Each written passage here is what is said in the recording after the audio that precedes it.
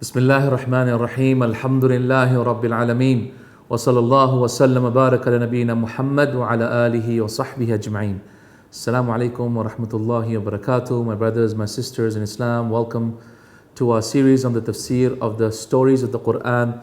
And with us, alhamdulillah, is this most amazing surah called Surah Maryam. And with us today is a story of this amazing man, the father of the prophets, whose name was Ibrahim. Ibrahim alayhi salam was an extremely noble human being. So much so that Allah subhanahu wa ta'ala has mentioned in the Quran, وَاتَّخَذَ اللَّهُ إِبْرَاهِيمَ خَلِيلًا, and Allah has taken Ibrahim as a best friend, and not just as a friend, but Khalil meaning someone who's a bosom buddy, someone who is very close, someone you keep very close to, someone you listen to, someone you look out for, someone you care for, and that is who Al-Khalil is. And Allah Azza wa Jalla has taken Ibrahim as the Khalil. So my brothers, my sisters in Islam, you can't have more than one Khalil. If you have a Khalil, then alhamdulillah, that Khalil is your closest friend. You can't have more than one Khalil. And that's why the Prophet ﷺ said, Allah has taken me as a Khalil, and if I was to take a Khalil from human beings, then it would have been it would be Abu Bakr. So that means that therefore you can only have one Khalil, except for Allah Azza wa Jal, He can have more than one Akhilla and one Khalil, and that is why Allah Azza wa Jal has taken Ibrahim as a Khalil, as He has taken Rasulullah Sallallahu Alaihi Wasallam as a Khalil as well.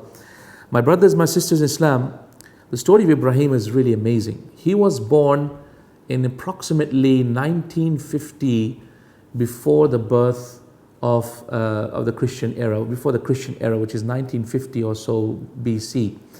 And when he was born around that time, where was he born again? Some of the scholars mentioned there are differences. Some said near Jerusalem, others said near Babylon. Stronger opinion, inshallah, is that it was near Babylon. It was around the time when Nimrod, the king, was in power over Babylon, which is in Iran and Iraq, around that area. And Ibrahim was born into a family where he was one of three children.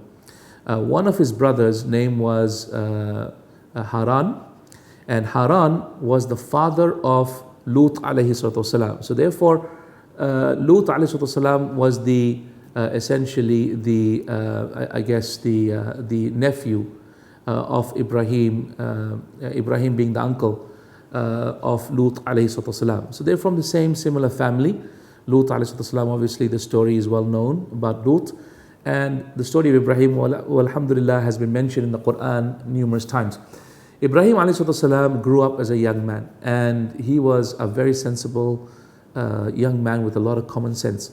And he saw the misguidance of the people from his father, the misguidance of the people, and he tried to guide them. He tried to guide his father first by speaking to him, then making dua for him. When all of that failed, he left him.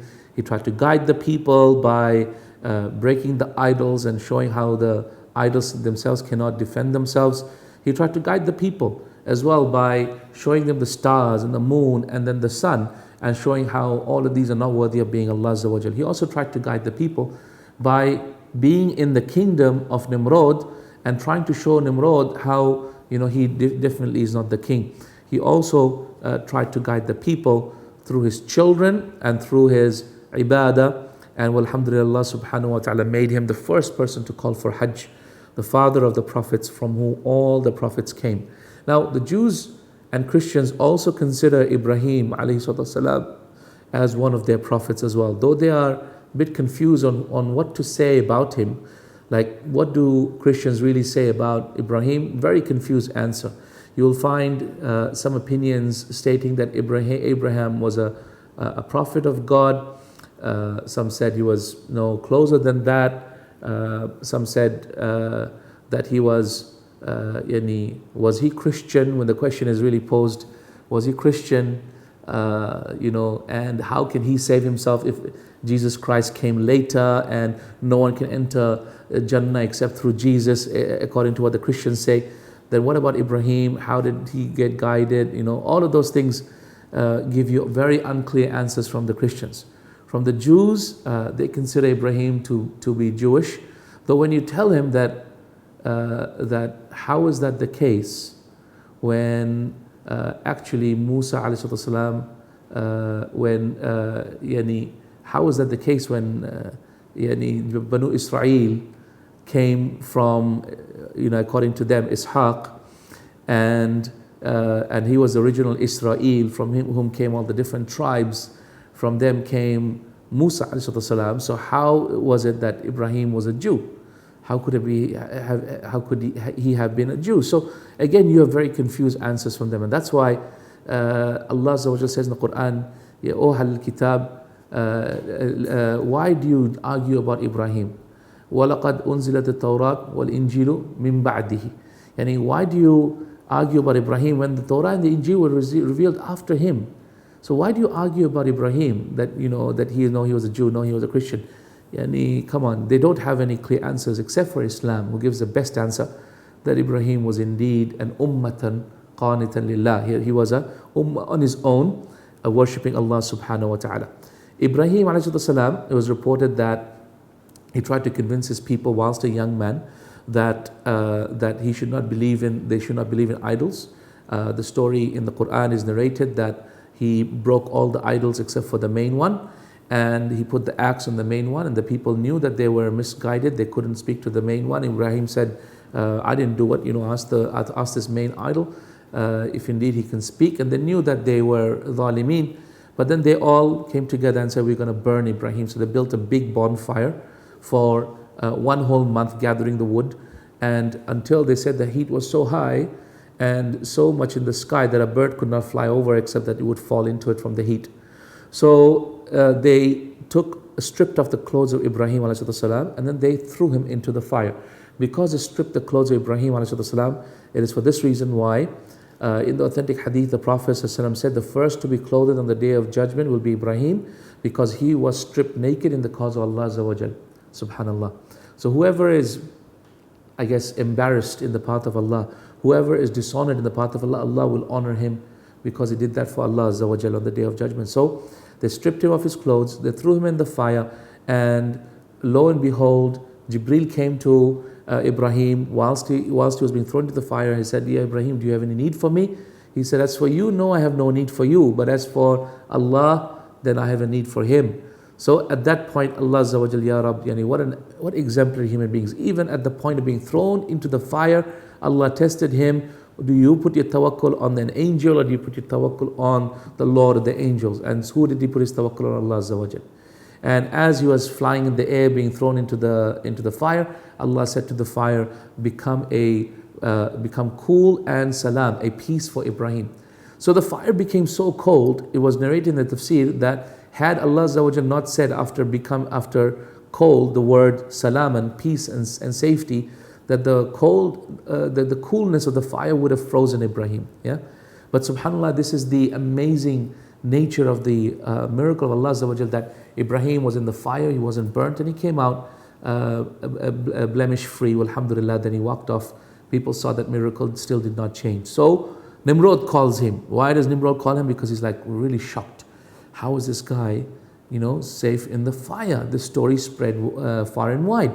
So Nimrod calls him and says, what is it that you really believe in? He said, Rabbuna alladhi yuhyi wa yumit. He said, my Lord, I believe in Allah, the one who gives life and death. So he said, no, I give life and death. So he called somebody, killed him. He called another guy and he said, let him go. So this is the foolishness of Nimrod. And so Ibrahim said, but my Lord brings the sun from the east and sets in the west. Can you bring it out from the west and make it set in the east? So Nimrod could not do so. So therefore he knew that he was misguided. So Ibrahim was banished. When Ibrahim was banished, it was narrated that Ibrahim ﷺ worshipped Allah Azza wa Jalla on his own. And during that time, Ibrahim ﷺ got married to 3 women, and he had 3 wives. One was called Sarah, the second one was called Hajar, and the third was called Qatura. Qatura, from whom he had 6. So from Sarah he had 1, who was Ishaq. From Hajar he had 1, who was Ismail. And from Qatura he had six children. But the ones that are the most well known and the prophets of God was obviously was Ishaq and Harun, Ishaq and Ismail and Ishaq. So he married Sarah. Sarah was approximately, I believe, approximately 65 years old when Ibrahim married her, and she was still extremely pretty. And at that time, people used to live for a couple of hundred years. They wouldn't live for only 60, 70 years, so a couple of hundred years. So she was very pretty, but he couldn't have a child from her. He took her to Egypt and told Sarah, listen, you're going to be my sister. If people ask you, tell them you're my sister. Why? Because Sarah was very pretty, and he was very afraid that if they knew that she was a husband, they would kill the husband in order to take control of the wife. But the king at that time still tried to take control of Sarah, and took Sarah into his control. But every time he tried to do anything to her, his hands would freeze, it was narrated. And so he was not able to harm Sarah. So Sarah came back to her husband Ibrahim ﷺ. And why did he say you're my sister? Because you're my sister in Islam, you know what I'm saying? So a bit of tawriyah there. So ala kulli hal, so Sarah returned to Ibrahim ﷺ, and she was trying to fall pregnant, but they simply could not have a children. So she suggested to Ibrahim, listen, marry Hajar. Marry my slave girl Hajar. So Ibrahim married the slave girl of Sarah, whose name was Hajar, and after he married her, she fell pregnant quite soon after. This was when approximately Sarah was 75 or so, 10 years later. So when Hajar was pregnant, gave birth to Ismail, so the first son was actually not Ishaq but Ismail, and the story of the miracle of the slaughtering was actually Ismail. According to the Jews and Christians, it was Ishaq. But the Quran states that no, the actual one who was offered in slaughter was actually Ismail. It wasn't Ishaq. And therefore, Rasulullah used to say, I am the son of the one who was going to be slaughtered in the sake of Allah Azza wa Jal, right? I'm the son, meaning came from the same lineage as Ismail. So when Sarah saw Hajar radiallahu ta'ala anhum ajma'een with a baby, and Ibrahim's attention towards her was a lot more, then she felt a little bit of jealousy and asked, according to one narration from the Israeliyat, asked Hajar to be sent off to a barren land. According to Muslim tradition, however, Islamic tradition, it was Allah Azza wa Jal who ordered Hajar to be moved to the barren lands of Makkah, so that she could be with her son Ismail, and then the miracle of the building of the Kaaba, of Zamzam water, all of that could start. Wallahu ta'ala alam, but what we believe in is the belief of the Muslimin, which is that it was a command from Allah Azza wa Jal. So Allah Azza wa Jal ordered Ibrahim to leave Hajar there, and later on when Ibrahim went back to Sarah at the age of about 86 or 89, I've forgotten now at this point in time, Sarah had Ishaq. So Ishaq was a younger brother of Ismail, and Ishaq was called Israel, and he was the one who will have lots of children, from whom, alhamdulillah, Banu Israel will start. A lot more is known about Ibrahim. There's a lot of stories still in the Quran about Ibrahim. One of them being that Ibrahim ﷺ was with his wife, and a group of 3 angels in the form of human beings came to Ibrahim, knocked on his door. Ibrahim said, welcome to people, I don't know who you are, please will you sit down.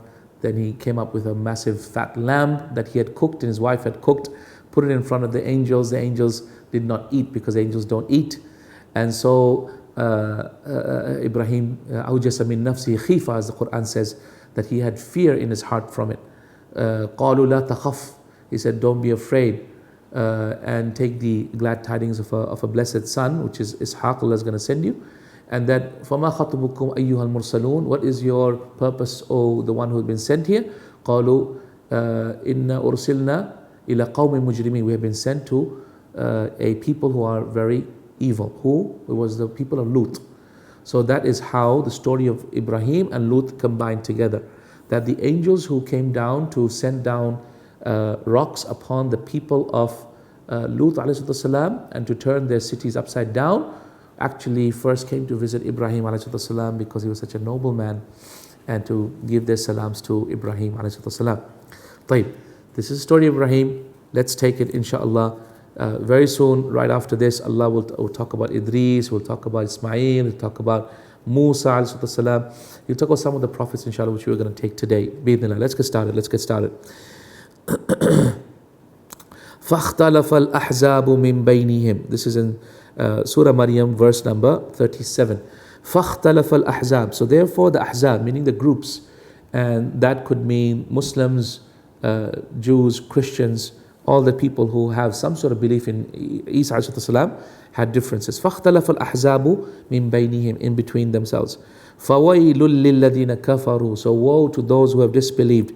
Min mashhadi, from the appearance of yawmin azim, of a terrible day. Woe to those who believe from the mashhad, of an appearance of a very terrible day. And what is that mashhad? Meaning that when they will all be resurrected, when the people of shirk will be brought out on their faces, blind, deaf, dumb, and with an angel sitting on their back, and on that day they will then have to witness who their God was. Asmi' bihim wa absir, yani how sharp is their sam'a. Asmi' meaning more, yani perfect hearing. That's what asmi' is. Asmi' bihim, yani how perfect is their hearing. Wa absir, how perfect is their basar, which is their eyesight. Yawma ya'tunana, on the day that they come. Meaning, what was wrong with your hearing and your eyesight in this dunya that that you simply could not see the signs of Allah, nor could you hear the Quran and the verses of Allah. What was wrong with you then? But now look how sharp your eyes are, look how sharp your hearing is, so that they can hear the roaring of Jahannam and they can see the terrible torment of Jahannam. لَكِنَ الظَّالِمُونَ الْيَوْمَ فِي ضَلَالٍ مُبِينٍ. Lakin, but rather, nay, al-zalimun, those who are wrongdoers, al-yawm, today, fi dhalalin mubin, are in manifest error. وَأَنذِرْهُمْ يَوْمَ الْحَسْرَةِ, and give them the warning. Anzirhum, meaning warn them. About what? About yawm al-hasra, meaning the day of regret. Yawm, day, hasra, meaning regret. Ikhwani, Allah Azza wa Jal has called the day of judgment with over 25 names in the Quran. One of the names of the day of judgment is yawm al-hasra. Yawm al-hasra, yani day of regret. Why is it a day of regret? Because you're regretting about the time you wasted in this life. You're regretting about the time you wasted sinning. You're regretting about the fact that you can see now the truth of what Allah has said and you did not pay attention. You're regretting how little good deeds you have done, how much more good you could have done. You're regretting every hour, as hadith states, that there will be no person except that they will regret an hour that they spent on this earth that they did not remember Allah subhanahu wa ta'ala. Meaning they will see the reward of those people who did remember Allah, or they will see their own reward for those days that they did remember Allah, and then they will regret it. Or the people who are disbelievers will see the reward of those who have believed, and then they will have regret about their own disbelief and say, why did we disbelieve? Why did we just not believe? طيب. وَأَنذِرْهُمْ, and give them great warning, severe warning of the yawm al-hasra, the day of regret. إِذْ قُضِيَ الْأَمْرُ, when the affair has been established. وَهُمْ فِي غَفْلَةٍ, whilst they are in complete unawareness. وَهُمْ لَا يُؤْمِنُونَ, and they do not understand and they do not believe. إِنَّا نَحْنُ نَرِثُ الْأَرْضِ, verily we are the ones who have inherited the heavens. وَمَنْ عَلَيْهَا, and we inherit all of the things on it. وَإِلَيْنَا يُرْجَعُونَ, and every single thing will return back to me. So our wealth, our children, even ourselves, we will all be an inheritance of Allah Azza wa Jalla. We will all come back to Allah, and we will all be presented on the day of judgment. وَاذْكُرْ فِي الْكِتَابِ Ibrahim. Now Allah Azza wa Jalla says, remember in the book this amazing human being that I created, his name was Ibrahim. Fil kitab, over here, what is being referred to is Quran. إِنَّهُ كَانَ صِدِّيقًا نَبِيًّا, verily he was a siddiq, meaning he was someone who was truthful. Whatever he said was truthful. He kept to his word, and he believed in that which is true. Siddiqan nabiyyan, he was a prophet of God. إِذْ قَالَ لِأَبِيهِ, when he said to his father, Ya abati, O my father, lima ta'budu, why do you worship ma la yasma'u, that which does not hear, wala yubsir, that which does not see, wala yughni anka shay'a, and does not help you in any sort of way at all. Ya abati, O my father. And this is a beautiful way of saying abi. So you can say abi, meaning my father, or abati, meaning my beloved, lovely, loving father. Yeah. So when you say abati, it's a higher level of ihtiram and respect. And this is the lesson that this verse is teaching us. And that is that a person can do an evil act, right? But before you have judged that person could still be very high in your eyes, and that person could still be innocent until proven guilty. And that is why from an action you do not blame the person, you blame the action itself. It's only when the action has become so well established and constantly happening for the person that you can blame the person for the action itself. But at the end of the day here, Ibrahim is correcting his father over a mistake that he is doing, which is committing shirk with Allah subhanahu wa ta'ala. And over here, Ibrahim is doing it without any hindrance and without any issues. إِذْ قَالَ لِأَبِهِ يَا أَبَتِي, he says to his father, "Oh my beloved father, لِمَا تَعْبُدُ, why do you worship مَا لَا يَسْمَعُ وَلَا يُبْصِرُ, that which doesn't hear, that which doesn't see, وَلَا يُغْنِي عَنْكَ شَيْئًا, does not help you in any way. Ya abati, O my father, inni qad ja'ani min al-ilm, I want to tell you that verily some knowledge has been descended upon me. Ma lam ya'tika, that which has not come to you. Fattabi'ni, so please guide me. Ahdika siratan sawiyya, I will guide you to the straight path. So therefore, correcting your father is allowed, but to be rude is not allowed. Yeah. So correcting him, even sometimes with using the truth, which could be very hard and sharp, is allowed, though what is not allowed is disrespect and dishonor. Ya abati qad ja'ani min al-ilmi ma lam ya'tika fattabi'ni ahdika siratan sawiyya. Ya abati la ta'budi shaitan, O my father, do not worship the shaitan. Why the shaitan? Because shaitan is making you do this. So therefore, when you're obeying the shaitan in something which only Allah should be obeyed, then that is like worshipping the shaitan. La ta'budi shaitan, inna shaitana kana lirrahmani asiyya. Don't worship the shaitan. Verily, shaitan is to the Rahman, وَكَانَ لِلرَّحْمَنِ عَصِيًّا, and he is to Allah Azza wa Jal, ar-Rahman, عَصِيًّا, a transgressing slave. يَا أَبَتِ إِنِّي أَخَافُ أَن يَمَسَّكَ عَذَابٌ مِّنَ الرَّحْمَنِ فَتَكُونَ لِلشَّيْطَانِ وَلِيًّا. So, O my dear father, I am afraid that you will be touched by the punishment from Allah Azza wa Jal, the one who is the most merciful, until you become for the shaitan a wali and a friend. قال أراغب أنت عن آلهتي يا إبراهيم. So they said, "Oh Ibrahim, do you seek any other gods other than the gods that we have chosen for you and that we love for you?" أراغب أنت عن آلهتي يا إبراهيم لئن لم تنتهي لنرجمنك. If you do not finish, I am going to stone you. واهجرني مليا, and leave me totally alone. Leave me totally alone. قال سلام عليك, and this is his father said that, leave me totally alone. So سلام عليك, what does Ibrahim reply back?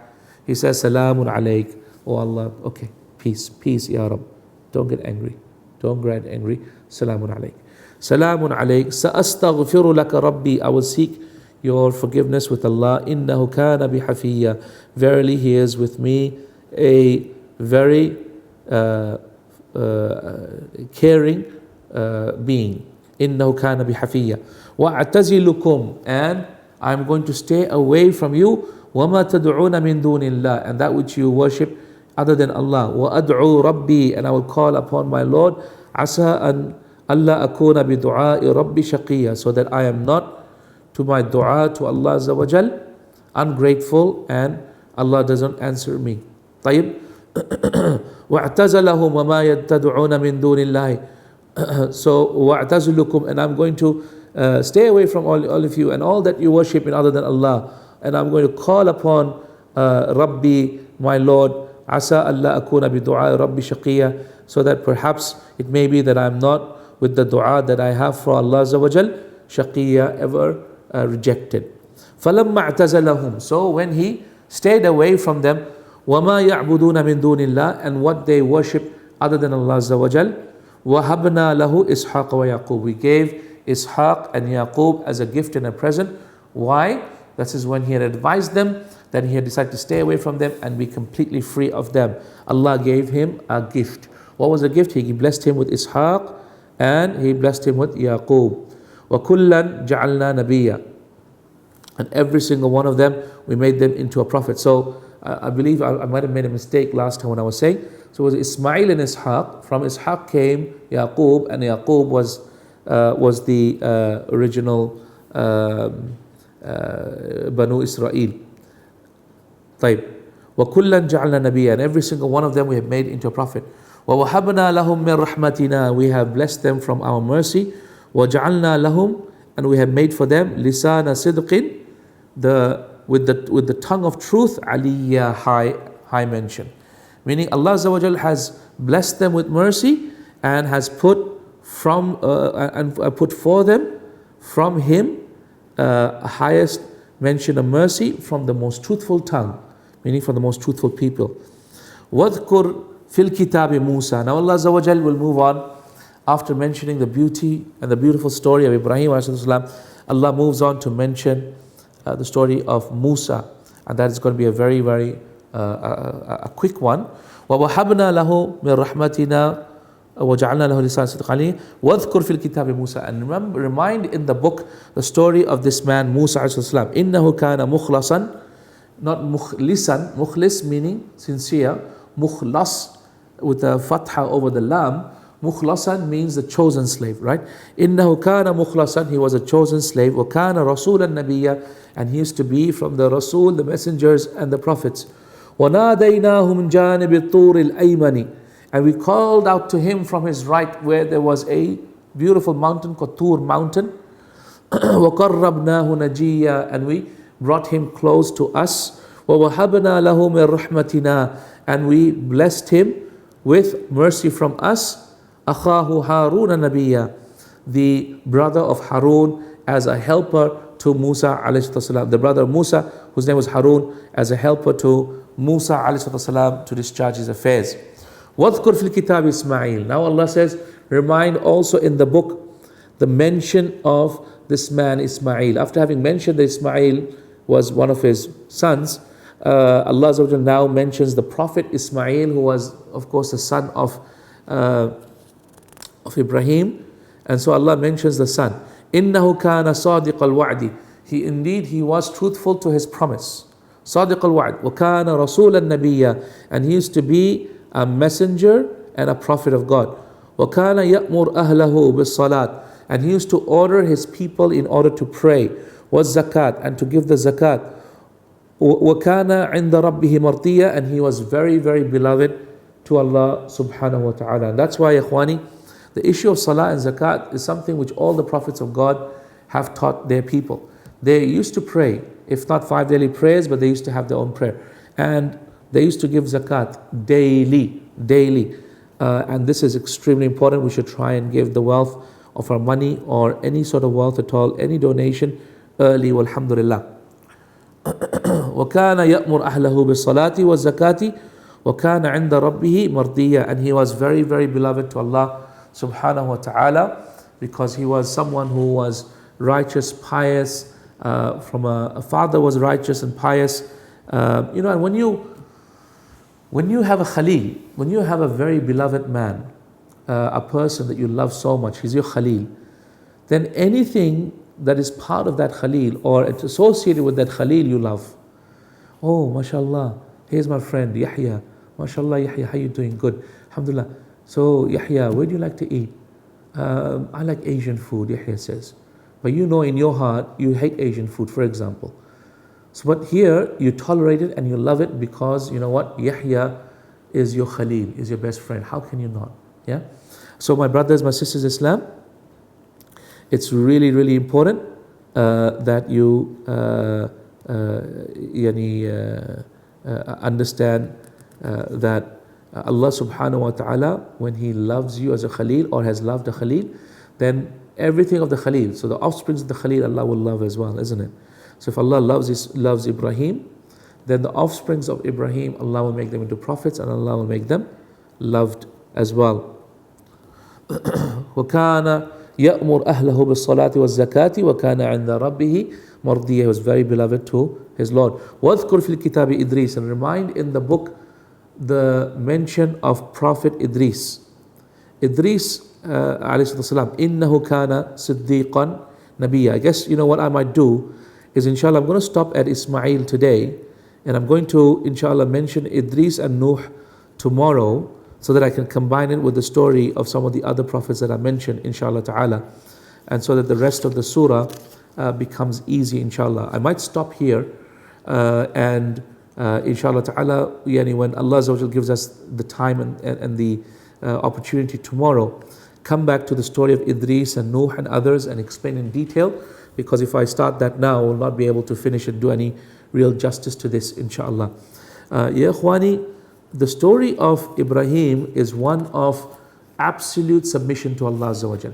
When we read the story of Ibrahim, what we should convince ourselves with is that anyone who fully submits to Allah, Allah will love him, Allah will protect him, Allah will care for him, Allah will give him Jannah and look after his children and put righteous people from amongst his children. And this is why, Ikhwani, it is very, very important. Ikhwani, it is very, very important that we strive ourselves as parents to become righteous, because when we do so, then our children have the best opportunity. And today as parents, we should be blaming ourselves if our children are being misguided before anything else. Though I don't have the audacity to claim that there are no bad kids, there are only bad parents, but definitely for sure, parents do not lay enough blame on themselves for the situation that their kids are in. And usually the problem is put with the children rather than with anything else. But from the story of Ibrahim, we find that it was the righteousness of Ibrahim that led to the righteousness of the children of Ibrahim, who was Ishaq and Yaqub from that side, and Ismail from the other parent. Alhamdulillah. Also, Ya Ikhwani, the most amazing thing as well here is that Allah Azza wa Jal, when He loves somebody, He also loves His children. Yeah, He loves His children. So He loved Ibrahim, so He loved the children of Ibrahim, and that's why when Allah Azza wa Jal loved Rasulullah Sallallahu Alaihi Wasallam, He loved his children as well. Fatima radiallahu ta'ala anha, and then Hassan Hussein, the grandchildren, Allah loved them. So it's very, very important, Ikhwani, that you build your trust with Allah Azza wa Jal, and then hope that Allah subhanahu wa ta'ala loves back the other, your people, your children as much as you love them, or even more, inshallah ta'ala. Ikhwani, lots of lessons here. Please ponder on its meanings and what it means, whether it be the meeting of Ibrahim with Nimrod, or Ibrahim with the stars and the moons, and Ibrahim as he was being thrown into the burning fire, or Ibrahim as he was almost taken into prison when he went into Egypt with his wife Sarah, and how Allah Azza wa Jal had blessed a slave girl to have more capacity at giving birth, who was Hajar radiallahu ta'ala anha, rather than a beautiful princess like Sarah. Tayyib Ikhwani, until tomorrow, inshallah, let's stop here, inshallah, little by little. We're going to get there, inshallah, and enjoy this beautiful surah, inshallah ta'ala. Until then, Assalamu alaikum wa rahmatullahi wa barakatuh.